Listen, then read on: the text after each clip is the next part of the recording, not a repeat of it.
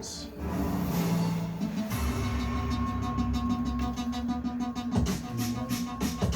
Mic one. And we're back. Keep 1 million show. I'm Dwayne. Sean P. It is November 21st, 2024. Yes, sir. And once again, like every Thursday night football, Steelers and the Browns. 3-0 Steelers second quarter. Okay. So we're definitely gonna be looking into that game. But first, we have the Tyson versus Jake Paul fight to talk about, and the whole, what was the other fight? It was Amanda Serrano and Katie Taylor. Katie Taylor, which was the actual better fight. Best fight of the night. Yeah, and there's rumors that, the Tyson fight was scripted. There's rumors that he couldn't use his uppercut, his combos, things of that nature. Mm-hmm. The fight was horrible, to say the least. It went 8 rounds. The first 2 rounds went to Tyson, and then the rest went to Jake Paul. What did you think about the fight? It was a 58-year-old in the ring. No matter how great of shape you're in, you're still 58. This is not the movies. This is not those old martial arts flicks where the old guy can still jump on stuff and still fight and everything. Nah, man, it's not that. It's not a movie, man. I don't believe it was scripted. I just don't believe it. He didn't have the reflexes he used to have. He couldn't snap it. He couldn't snap the punches like he used to. He's 58 years old. 58. Yeah, he did look tired. Yeah. After like the 4th round, he was breathing out his mouth. Even when he was coming down for the entrance, which was the best part of the fight, was both of their entrances. But even when he came down, you remember how Mike Tyson used to come down? Mm-hmm. He used to have the towel over his head. He came. I looked at his face. He looked unsure. Like he was coming down, and then the best part of the fight was when they introduced him. The guy introduced him. The ring announcer named Big Mo. He introduced him as the baddest man on the planet, and then you just heard the roar from the crowd. That was the best part of it. But other than that, it was a trash fight. It was a like Andre Ward said it best. It was a spectacle. That's all it was. And then after that, the fight, Jake Paul saying he's the face of boxing, and he's going after Canelo and other boxers, saying that they need him. They don't need you, Jake Paul. No. These are established Canelo's going to the boxers, Hall of Famers, right? Hall of Fame. And you fought a fighter who hasn't fought in 19 years. So, I get it how it all. If people don't remember how this all started, was on Jake Paul, their YouTube channel, like years and years ago, and it was kind of a running internet thing, which was, would you last around with Mike Tyson? Mm-hmm. You know what I mean? And they kept on going, kept on talking about it. He gets into boxing, calling Tyson out for years, and Tyson would not even say, he didn't know who he was. He didn't, it's just a joke. This ain't nothing. Yeah, I remember that. I remember him talking about it on Hot Boxing, his podcast. Yeah. And he was like, nah. And I really believed him. He was like, nah, I don't even know who this kid is. But money talks. That he got $20 million. And that's what it was. Money talks. So, does it tarnish Tyson's legacy? No, I don't think so. Nah, I don't think so.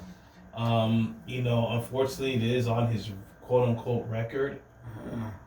it was a sanctioned fight by Texas Athletic Commission. And the Jake Paul situation, though, on his end, I mean, I don't know what it does for his career at all, but people are saying it's a great thing for the other fighters who make more money than they ever made, because this is his Jake Paul promotion company, I guess, MVP. And when it comes to like the Serrano and the other woman, I mean, this is the most money they've ever made. Most money they ever made in their career. Other fighters, the most money they've ever made. So on that level, you can see like, okay, that's a change, especially him going after Dana White, UFC calling him out years ago, saying he could pay them more money than they've ever made, things of that nature. That I can see being a change, but as far as trying to say he's the best boxer and this, that, and he's the biggest, boxer, the face of boxing, no, you're not. You got to at least get in the ring with real fighters. And win those fights and actually try to win a world title, which I don't think he's about winning world titles. He's just about making money. So the thing is, and I mean fighters that's actually active. I saw Andre Ward talking to Stephen A. Smith, and Andre Ward said it's if it makes sense. Pretty much if it makes dollars, makes sense, because he said and I followed Ward through his career since the Olympics and all that.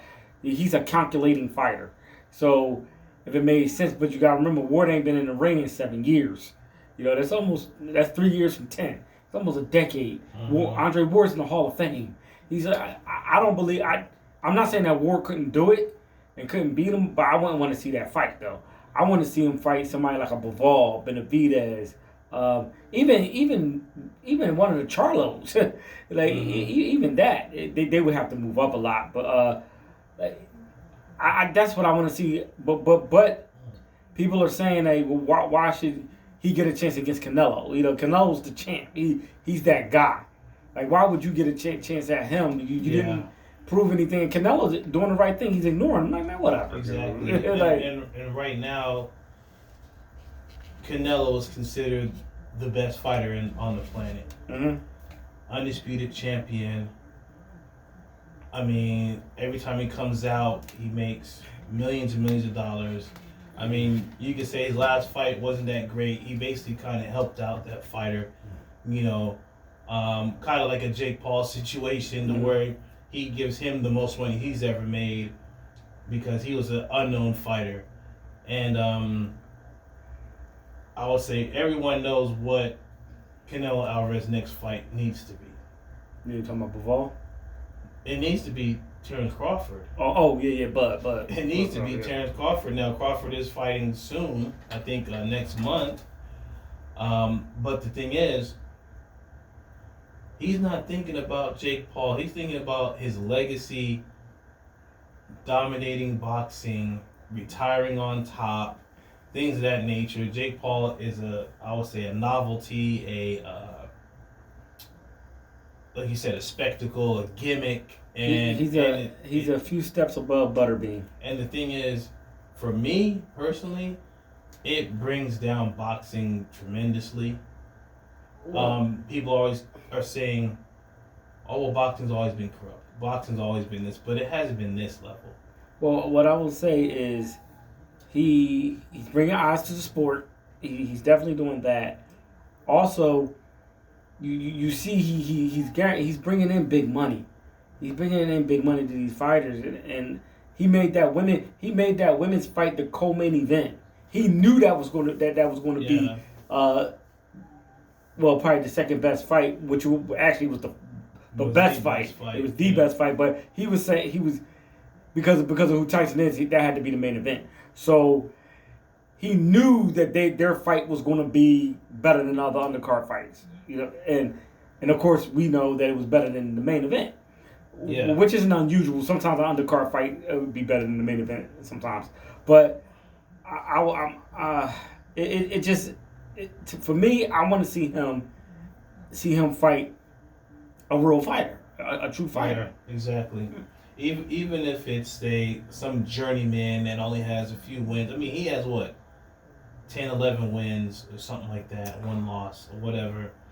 Okay, then find someone who has the same type of record, who's 10-1, 12-1, 12. You know what I mean? In that realm, and fight that person. You don't have to fight the top of the top. Just fight someone on your level. You know what I mean? Because he can't fight a Bivol. He can't fight a Benavidez. He can't fight a. No, I don't want to see that. That's. Why not? I mean, you have. I think it was. If I'm not mistaken, Tank going at him. He had some words about the Tyson fight. He did. And I guess trying to say don't disrespect Mike Tyson like that, and he'll knock him out cold. Yeah, he said they said stuff like, "Oh, Jake Paul doesn't need Gervonta Davis. Gervonta Davis needs Jake Paul." That's disrespectful right there. Talk about, is there a height requirement in boxing? I was like, okay, now you disrespecting a dude who's a champion.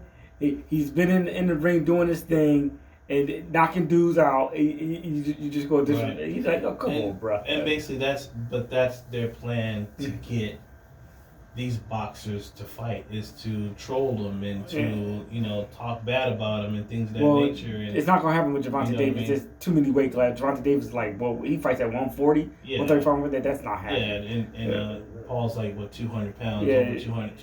There's no way Gervonta make that jump. No. Like the only people if you look at that fighter, you gotta look from Bud Crawford up. You gotta look at that guys that way. So you're going from pretty much 154 and up. Yeah, also even just light heavyweight to heavyweight. So even if a legit fight with a journeyman heavyweight boxer that's been boxing, a professional boxer, I want to see something like that first. Let's start there, and then move forward. And you calling out Canelo and all that's nonsense. When you talking about Anthony Joshua or something like that? Not even Joshua. Someone below that, a top 10 heavyweight. That's been known, a journeyman. Someone like that. That's what Jake Paul needs to fight. Deontay Wilder. No, I don't know. I want to see that. I know Deontay Wilder's been losing the past few fights, but Deontay Wilder would. I don't want to see that. And that's how you could know things like this are scripted. Because if someone like a Tyson or a Wilder goes up against him and he's the one with the money, he creates the rules. And it's been leaked that there's a script out there, and there is rules and stipulations that Tyson could not do, and what was supposed to happen. So it's beyond a spectacle; it's a production, and that, I think, destroys the sport of boxing 100%. And if he says he's the face of boxing, well, he's the man that's going to kill it. And it's already dead, but he's going to kill it, literally. So, we're going to get into this Thursday night football game next. It is 7-3. Cleveland, they scored, and Russell Wilson fumbles. Cleveland recovered, and they're driving for their next touchdown. So, they're in Cleveland in cold weather. It's like 30-something degrees out there. So, definitely going to get into that right now. Keep it locked right here. It's the Keep 1 Million Show. Yes, sir.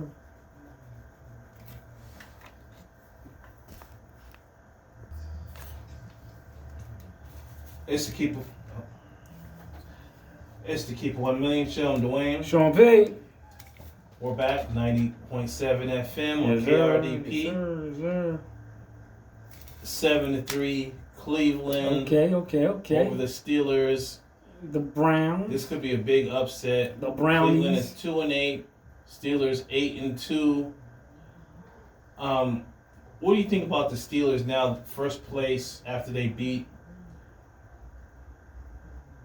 the Ravens last week. And now they're in first place of the NFC North. They are where I expected them to be. I to tell you the truth, when I looked at the beginning of their schedule, I knew they had to be around about 7-2, something like that, because they got a tough last bit of that last end of their schedule. is pretty tough. So so I expect them to. And you know what? Under Mike Tomlin, they are a playoff team. They've been to the playoffs every year of his career. Like he's a great coach. So I never expect them not to make the playoffs. Now whether to win the Super Bowl or not, I don't know. But because you got Kansas City, you got Buffalo, you have and Baltimore still there, but they just beat Baltimore. But Kansas City and Buffalo are pretty tough. So we'll see. But I expected them to be as good as they are. Well, record wise anyway. They need to score touchdowns though. Can't keep kicking field goals. Yeah, and it is right now 10-3. Cleveland had just kicked the field goal in the second quarter. I was hesitant to see if the Steelers can make this push because you had in the beginning of the season, Joe Burrow with Cincinnati coming back, the Ravens coming off of the season they had, and they're being the tops of the NFC North, and with Pittsburgh with two new quarterbacks, Russell Wilson coming from Denver with all the issues that went with there.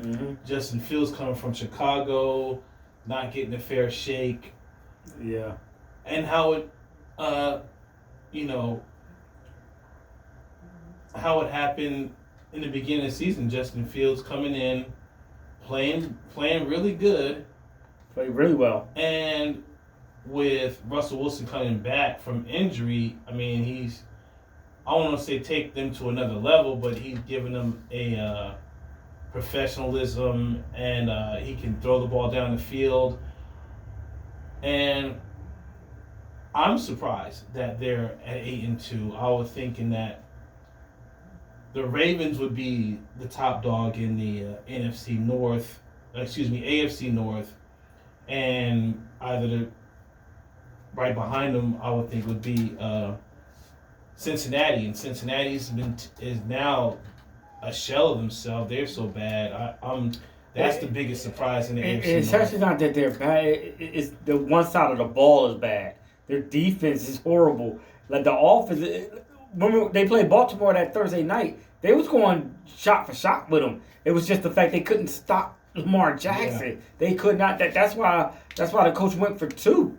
Like they couldn't stop him. They couldn't stop him at all. So it was real tough. Real tough. They need to get that defense together because that game, Jamar Chase went off. He went off in that game. Yeah, he did. He really did. And it seemed like they can't get past themselves. It's always something, an injury, or like you said, the defense not playing well. For Cincinnati, Cleveland, just a dumpster fire. But I mean, they're trying, but it's. I thought they was going to trade Myles Garrett for a little bit, but they ended up not doing it though. No, and the thing is with the Steelers, I mean, I think what it is there's just been a steady hand with Russell Wilson and their coach. Just been steady, and one of the games they're supposed to win, and surprisingly beat the Ravens, which I expected the Ravens to win that game. Yeah, I did too. So, yeah, the Bengals, right? Chargers beat them 34-27, and really that was a game you would think the Chargers were going to lose that game because of their history. Up in the fourth quarter, end up making mistakes and losing in the fourth quarter, and it didn't happen. Like the first time, I mean, this had like 10 consecutive games where they lost in the fourth quarter. This is the first time they didn't. So the Chargers surprisingly held on because the Bengals were just scoring on that whole second half. And the Bills beat the Chiefs 30-21, giving the Chiefs their first loss. Yeah. I'm not gonna say it's the changing of the guard in the AFC, but No, I'm not gonna do say you that either. think the Bills finally have the Chiefs number? Not until I see it in the playoffs. I gotta see it in the playoffs. That was a great win, though. That run on fourth and two by Josh Allen, that was big time. That was big time. And I just watched a YouTube video about the history of running quarterbacks, and they talked about Josh Allen. This guy 6 feet 5 inches, like what 245, 250, running like that, and he stiff arms defenders. I'm like, wow. I mean, this dude he's really good, and he showed you, they trade Stephon Diggs, and showed he can still do it without the big time receiver, even though they have Amari Cooper down there now. Yeah. And but I need to see him do it in the playoffs. I need to see him do that to Kansas City in the playoffs, no matter where they play, whether it's Arrowhead or in Buffalo. Exactly. That's what gets quarterbacks from good to great. And he's a great quarterback, but he's not that upper. He's the upper echelon, but not the cream of the crop. Patrick Mahomes is proven to be the best quarterback right now. Regular season playoffs, all world. Everybody else is beneath him. Right, and the thing is with Josh Allen, that tier 1A, tier 2 quarterback, he has to not just get over that hump, but to have that signature win in the playoffs, that, the 2-minute warning drive to win the game. Because he's had those moments, he just missed those moments. Last season, the whole thing with Stephon Diggs, as we know, a couple seasons ago against the Chiefs, where it was the same thing as a turnover at the end of the game. Mm-hmm. That's really the only thing that's eluding him, is that signature playoff win to possibly get them into the AFC Championship game or the Super Bowl. What's strange is right now, instead of them going, against the Ravens or the Chiefs, it's really the Steelers they have to go against, because the Steelers are right there too. Yeah. So now you got the Steelers, the Chiefs.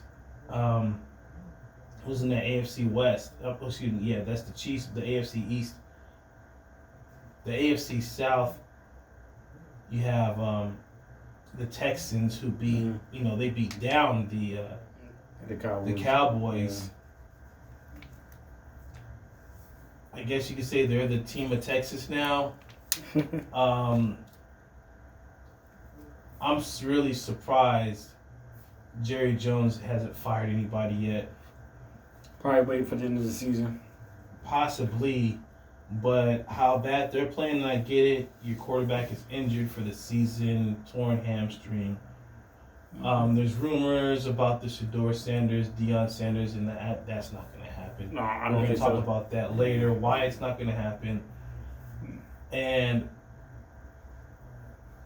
we see what goes on with the Jets, them firing their GM, who Joe Douglas, who actually put them back on the map with all of these draft picks, 2 rookies of the years, top defensive players, top corners, top wide receivers, and yet they fire him.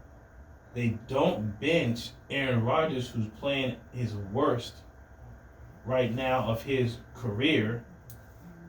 Mm-hmm. It looks like the coaches don't know what they're doing. I don't know what's going on with the Jets or the Cowboys, but it seems like there's a problem with management. Mm-hmm. And management is unbelievably stubborn when it comes to making changes. Yeah, I really thought when they got Aaron Rodgers, I really thought the Jets. I was like, oh man, they making a move here. I was like, he still got something in him, but of course last year, he got injured last year, but now like this, I've never seen Aaron Rodgers play this bad. I've never seen him play this bad. And you just start to think, you like, what are they going to do? What are they going to do? Are they going to draft a quarterback? I mean, shoot, the way it's going, they might be able to draft Shador. The way it's going. Yeah, that's true. You know, it is getting that bad. Now you have the Jaguars, the Giants, Carolina at the bottom. You know, these are the teams that are going to be at the top of the draft. Daniel Jones just got benched, and DeVito is going to be the starting quarterback this upcoming Sunday. He was there last year. I think when Daniel Jones got injured, he came in. Yeah, he's the one with the agent that like he looked like a mobster or something like that. He'd be on the sideline with him. He'd be wearing a fedora, I believe. And he did well last year, didn't he? DeVito. Yeah. It was kind of like the Jeremy Lin situation. Had a couple wins. Everyone went crazy. He's a local New Jersey kid. Still lives with his mother. They call him what is it? I forget his name. Cutlass or something like that. Mm-hmm. It's one of those local stories they were trying to make national, and you know it didn't happen. So, but the thing is,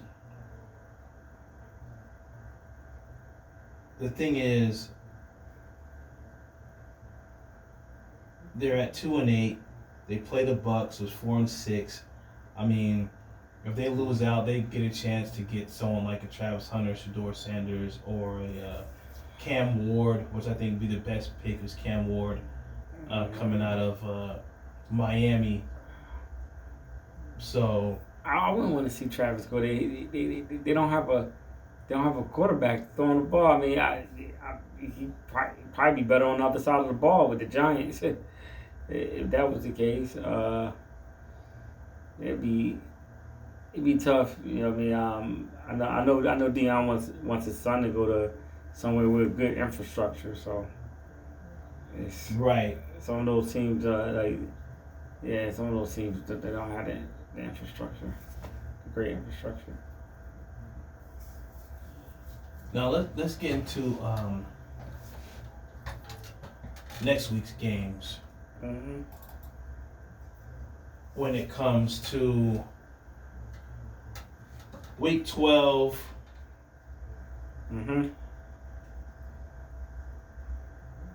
I'm looking through these games and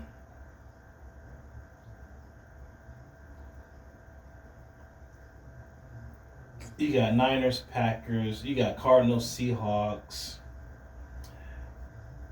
Eagles versus the Rams, Ravens, Chargers, Monday Night Football. Looks like a good game.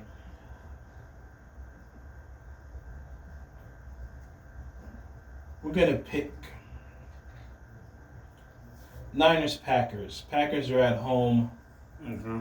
And they're a 3-point favorite. I'm so shocked. Oh, they are 7-3, Niners 5-5. I got to go with the Packers here with Jordan Love.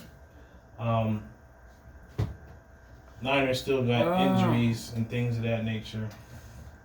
Oh man, I'm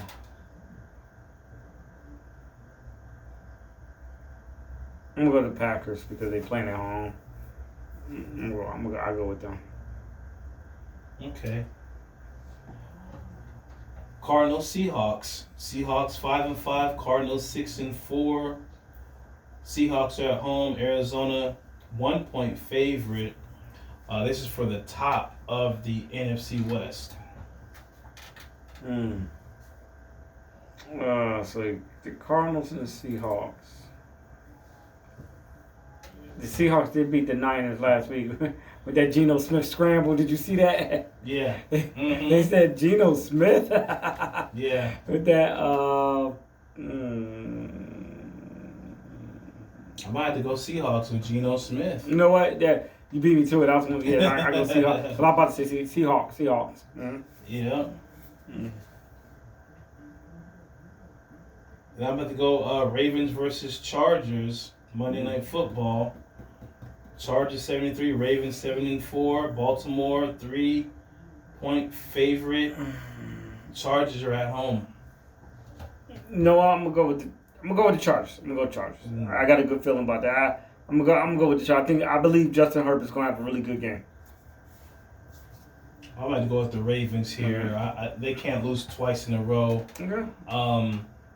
The Chargers somehow at home, like I said, a rare win with their backs against the wall. I think it's going to happen again to where that last minute they find a way to lose that game. Okay. Yeah. And then,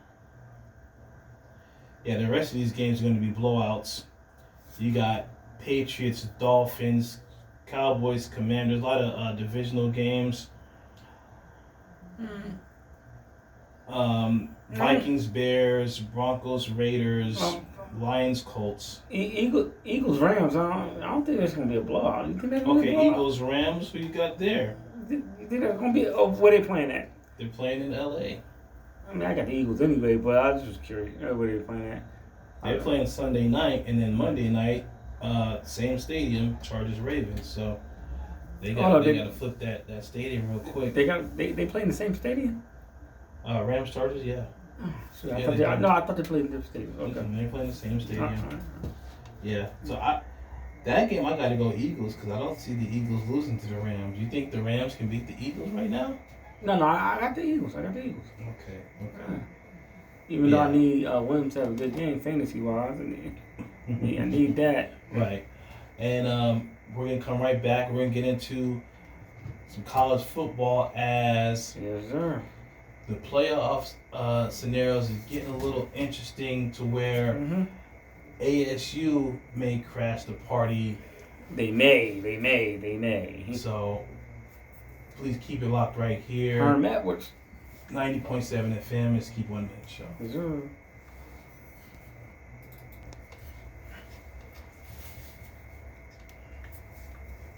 And it's Keep 1 Million Show. We're back. 90.7 FM, KRDP. And college football is kind of playing out to where it's getting a little clear about these playoff picture.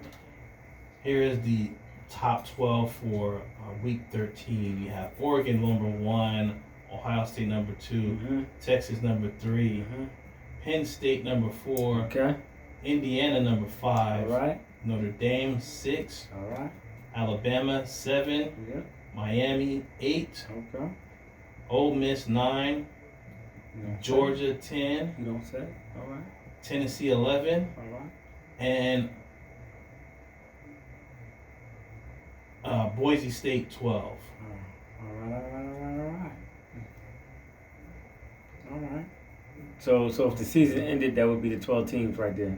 Yeah, and then the projected first round buys is Oregon, Texas, Miami, and Boise State. Because that's the top 4 would be the conference champions. Right. Now, I was talking about ASU. It's interesting because they have a huge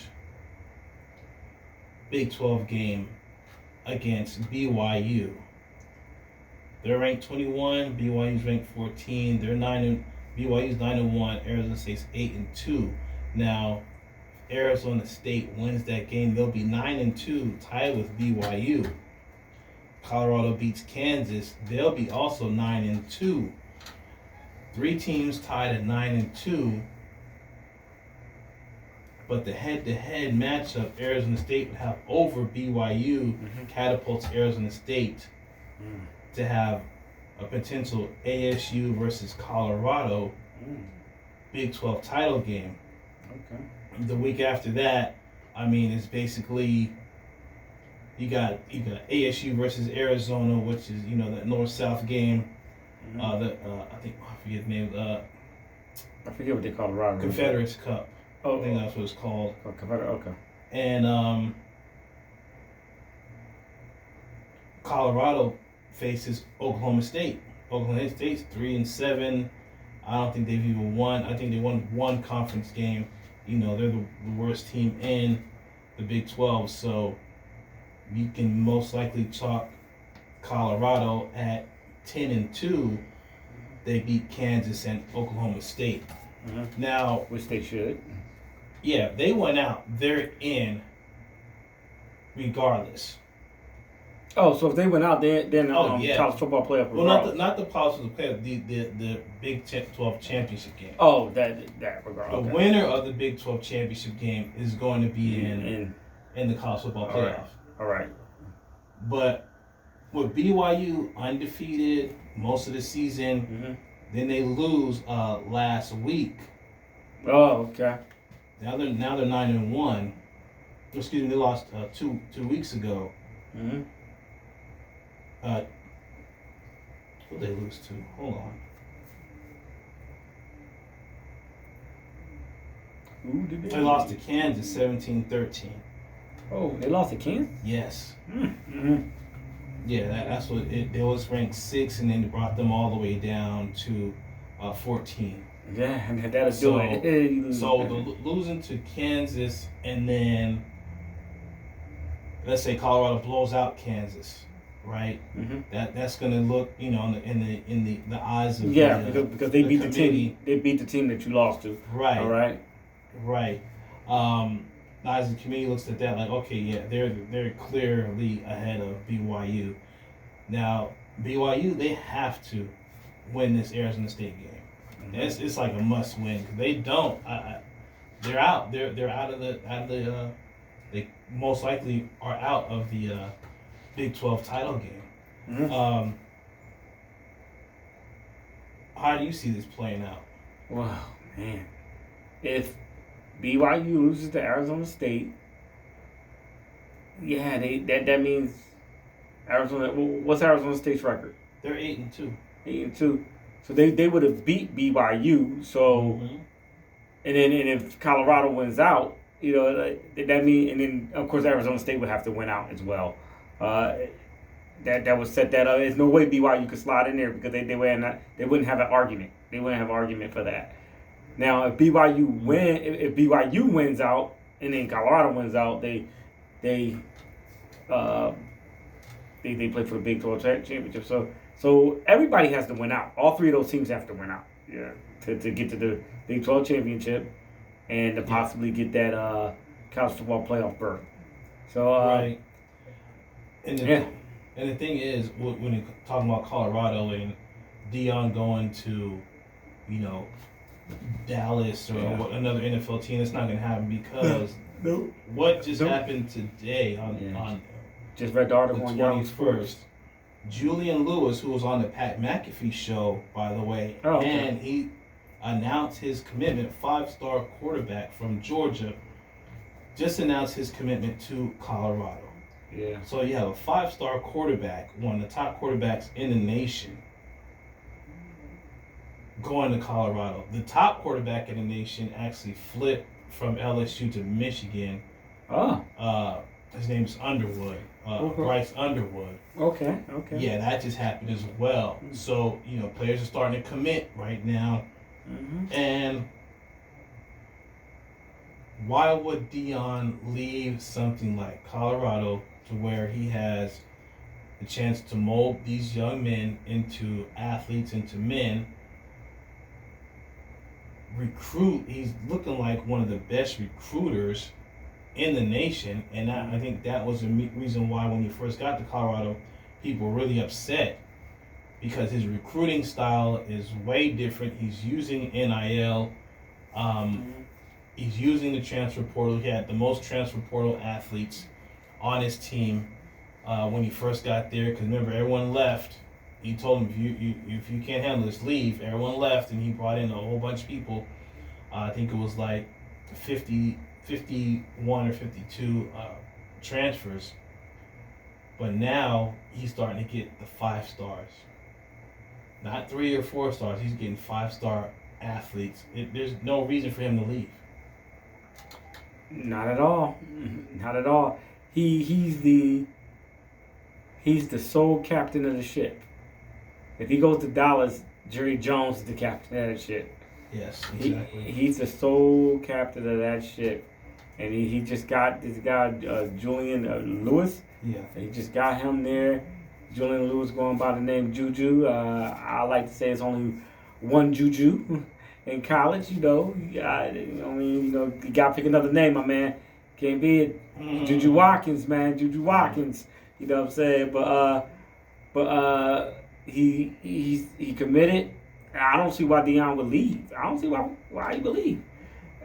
Because he can do nothing but build up on this. I mean, Warren Sapp has coached that defense up.